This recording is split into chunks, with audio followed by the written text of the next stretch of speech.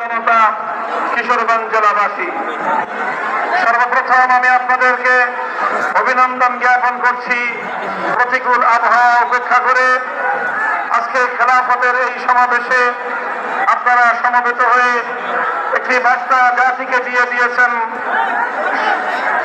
আল্লামা ধরনী রহমতুল্লাহ আলাইহির মাটি, আল্লামা আহমদ খান রহমতুল্লাহ আলাইহির এই মাটি, আল্লামা আনোয়ার শাহ রহমতুল্লাহ আলাইহির এই মাটি, আল্লামা আতাউর রহমান খান রহমতুল্লাহ আলাইহির এই মাটি, শহীদ আরমানের এই মাটি ইসলামের ঘাঁটি।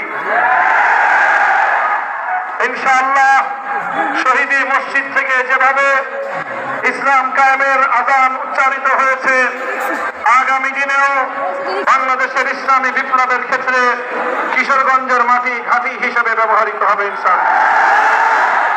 আমি আল্লাহ পাক রব্বুল আলামিনের দরবারে শুকরগুজারি আদায় করছি, যেই মহান রব্বুল আলামিন